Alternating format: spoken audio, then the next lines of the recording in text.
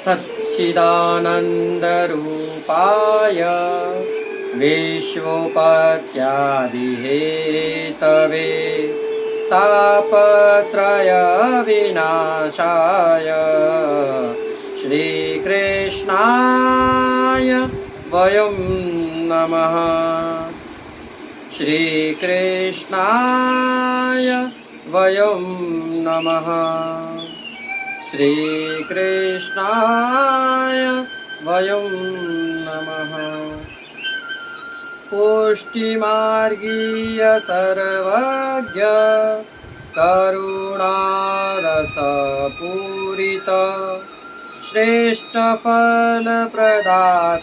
च तस्मै श्रीगुरुवे नमः। तस्मै श्रीगुरुवे नमः। तस्मै श्रीगुरुवे नमः। जय श्री कृष्ण। राधे राधे। दास का प्रणाम स्वीकार करें मित्रों। आज हम एकत्रित हुए हैं भगवान श्री कृष्ण के अवतार की लीला कथा के बारे में श्रवण करने के लिए। तो आइए मेरे साथ मिलकर एक बार जोर से जयकारा लगा दीजिए। बोलिए श्री कृष्ण कन्हैया लाल की जय। जय जय श्री राधे। जय जय श्री राधे। जय जय श्री राधे।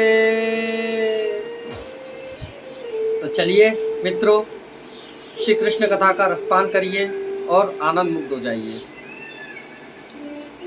परित्राणाय साधूनां विनाशाय च दुष्कृतां धर्म संस्थापनार्थाय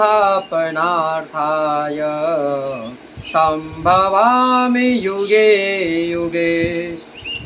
साधु पुरुषों के परित्राण, दुष्टों के विनाश और धर्म संस्थापना के लिए मैं युग युग में प्रकट होता हूँ। अपने इस वचन को पूर्ण चरितार्थ करते हुए अखिल रसामृत सिंधु सर्वलोक महेश्वर स्वयं भगवान श्री कृष्ण भाद्रपद की कृष्ण अष्टमी की अर्धरात्रि को कंस के कारागार में प्रकट हुए। अर्धरात्रि मतलब रात्रि के 12 बजे। आपको एक छोटी सी कथा बताता हूँ मित्रों। भगवान रामचंद्र जी दोपहर के 12 बजे हुए। उन्हें हम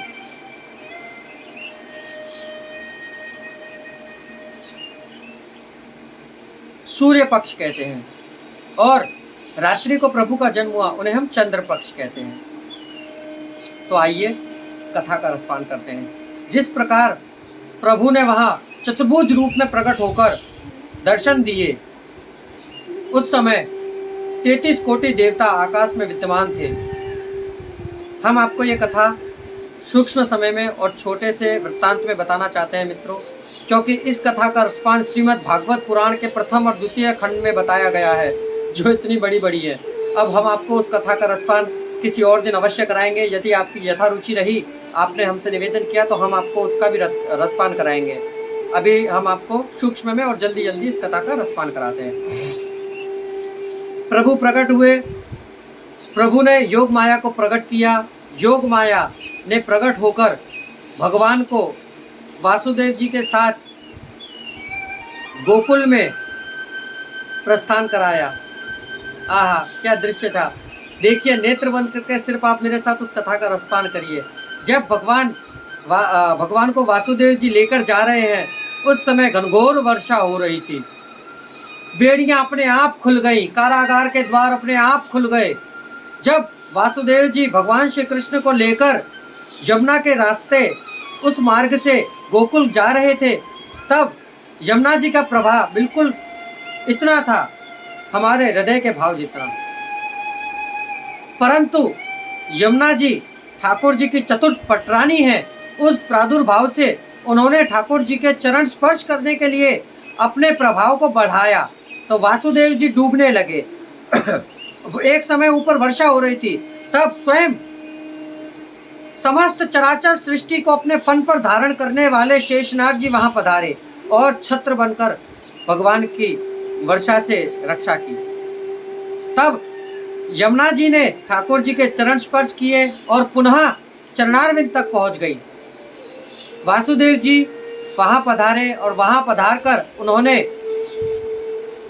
योग माया जो नंद बाबा और यशोदा माता के वहां प्रकट हुई थी, वहां ठाकुर जी को पधराकर और योग माया को साथ लेकर कंस के कारागार पुनः वापस पधारे।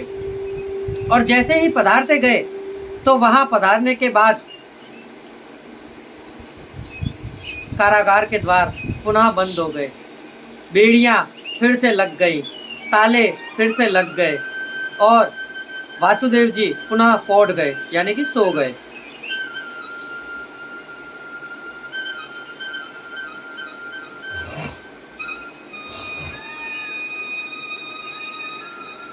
फिर ठाकुर जी ने अपनी लीला प्रारंभ की। अब उस लीला का रसपान करेंगे। एक के बाद एक कंस ने वहां असुर भेजे, दैत्य भेजे, कभी तृष्णासुर, कभी पूतना, कभी ब्राह्मण, कभी अघासुर, कभी बकासुर, ऐसे अनेकों राक्षसों को भेजा गया, परंतु परिपूर्ण ब्रह्म श्री कृष्ण ने उन सभी को यमलोक की सैर करा दी। देखिए मित्रों, यह सब राक्षस एक ना एक समय ऋषियों के श्राप से ऋषियों के श्राप लगे हुए थे, तो उन्हें मुक्ति प्रदान करने के लिए ही स्वयं ठाकुर जी अवतीर्ण हुए थे। एक के बाद एक राक्षसों का वध हुआ, फिर स्वयं ठाकुर जी मथुरा पधारे, कंस वध हुआ, फिर उसके बाद ठाकुर जी ने 17 बार जरासंध नामक राक्षस को परास्त किया। जरासंध का 17 बार वध नहीं किया, क्योंकि जरासंध का वध प्रभु ने पांडु पुत्र भीम के हाथों लिख रखा था, इसलिए उसका वध प्रभु ने नहीं किया।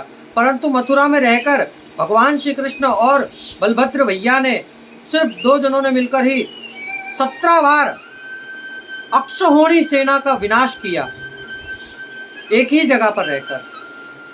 अब प्रभु वहां से प्रस्थान करने के लिए द्वारका पधारे, परंतु वहां से भी आगे एक लीला, हमारे प्रभु का एक नाम जिसकी इस समय हमें स्मृति आ रही है, एक कालयवन नाम का राक्षस था। कालयवन की मृत्यु प्रभु ने मुचकुंद नाम के राजा के हाथों लिख रखी थी।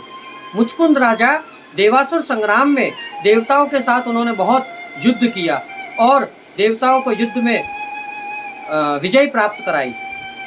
18 दिन तक वहां युद्ध चला था। अब जब देवलोक के 18 दिन व्यतीत हुए, तब यहाँ पर एक युग बीत चुका था, सृष्टि में एक युग। अब मुचकुंद राजा ने देवराज इंद्र से नीचे जाने की याचना प्रकट की कि मुझे आप पुनः धरती पर जाने दीजिए, क्योंकि वहाँ मेरी रानी और प्रजा सब हमारी बाट देख रहे होंगे। तब देवराज इंद्र शांत हो गए, देवराज इंद्र के पास कोई बोलने लायक शब्द नहीं थे। फिर देवराज इंद्र ने बताया कि हे मुचकुंद राजा, अब आपका नीचे कोई नहीं बचा है, क्यों कि आपने जब यहाँ पर युद्ध किया तब स्वर्ग के 18 दिनों के बराबर वहाँ करीब 2 युग बीत चुके हैं, तो अब आप नीचे जाएंगे भी तो आपको नीचे आपका कोई नहीं मिलेगा। तब मुचकुंद राजा ने देवराज इंद्र ने मुचकुंद राजा से पूछा कि आपकी अंतिम इच्छा बताइए कि आपको इच्छा क्या प्रकट करनी है। तब मुचकुंद ने कहा कि मैं युद्ध कर कर बहुत थक चुका हूँ, मैं सोना चाहता हूँ। तब मुचकुंद राजा को देवराज इंद्र ने वरदान दिया कि आप भर निद्रा भर सोइए, और आपको यदि जो कोई भी जगाएगा तो वह आपकी दृष्टि पड़ते के साथ ही भस्म हो जाएगा। अब हमारे ठाकुर जी जो काल यवन के साथ युद्ध कर रहे थे, तो युद्ध करते करते मेरे प्रभु ने बड़ी सुंदर लीला प्रकट की। काल यवन को प्रभु देखिए, स्वयं जगत के नियंता सर्वशक्तिमान सामर्थ्यवान होने के बाद प्रभु ने जब उसकी मृत्यु काल यवन की मुचकुंद राजा के हाथों लिख रखी थी, तो मेरे प्रभु कितने दयालु है कि स्वयं उसका वध नहीं किया, उसको काल यवन के हाथों मृत्यु प्रदान करवाई। किस प्रकार के प्रभु जब काल यवन के साथ युद्ध करते करते भागे, तब उनका एक नाम पड़ा रणछोड़, जो आज डाकोर में रणछोड़ लाल जी कहते हैं, जिनको हम रण छोड़ कर भागे, तो उनका एक नाम पड़ा रणछोड़। तो रणछोड़ नाम यहाँ से पड़ा। जब काल यवन के साथ प्रभु युद्ध करते करते भागे तो काल यवन की मृत्यु प्रभु ने उनके हाथों करवाई, मुचकुंद राजा के हाथों। फिर प्रभु द्वारका गमन को पधारे। द्वारका में प्रभु ने बहुत से युद्ध किए, बहुत से राजनैतिक कार्य किए और पांडवों के साथ मिलकर महाभारत का युद्ध करवाया। फिर इसके बाद प्रभु स्वधाम को पधारे।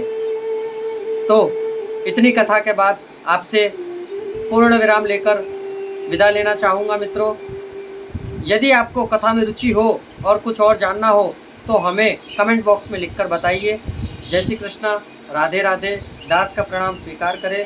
तो बोलिए कृष्ण कन्हैया लाल की जय। जय जय श्री राधे, जय जय श्री राधे, जय जय श्री राधे।